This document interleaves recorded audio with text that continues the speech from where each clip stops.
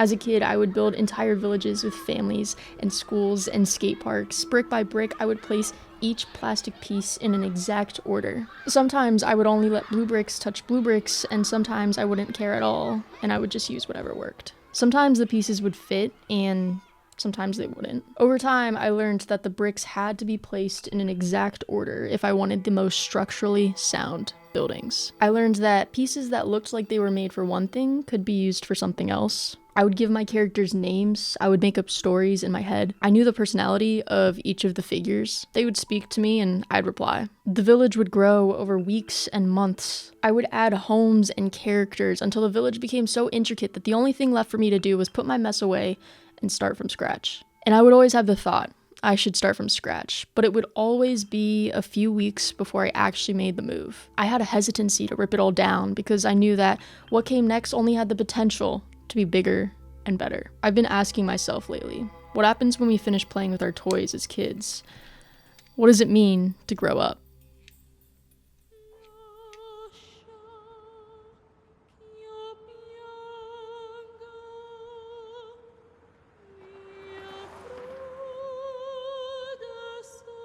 I kissed a girl for the first time at 16. I think it was during October. The sun had set and she made me so nervous. She was in the grade above, popular and beautiful. We were in an alleyway and I was jumping off of curbs and stairs that we were passing, and she was laughing and I thought I was putting on a show. And then she grabbed my hand when I was stumbling off the sidewalk and she pulled me in. There's something about a first kiss at 16. It feels so infinite. It felt so infinite. Since then, I've had bigger sparks and bigger thrills, but that feeling of infinity, that feels further and further away the older I get. I've always loved people with every ounce of what was in me until it felt like maybe there was nothing left at all. I love people without really knowing what's next. Maybe a romantic to a fault, making movie scene moments out of nothing at all. Allowing myself to burn because at least I was burning for a cause. At least I was lighting the way for something. I've always been this way, never needing an excuse to sacrifice myself for love. I've always had this vision for my life. I wanted to find that fire that I felt at 16.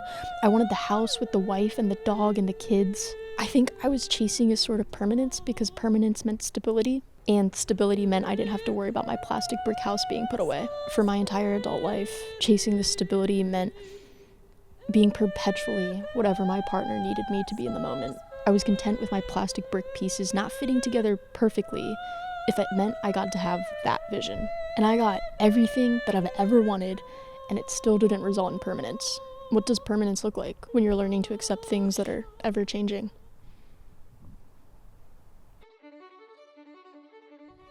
I read a quote recently that said, in order to become a better person, you must first realize how horrible you really are. And this quote wasn't said in a dramatic way. It was just said in a, you need to name the ways that you failed way. I'm never going to grow if I keep sitting in the innocence of these stories I'm creating. When I write, I always start from the perspective of me as a kid, whether that gets mentioned in the story or not.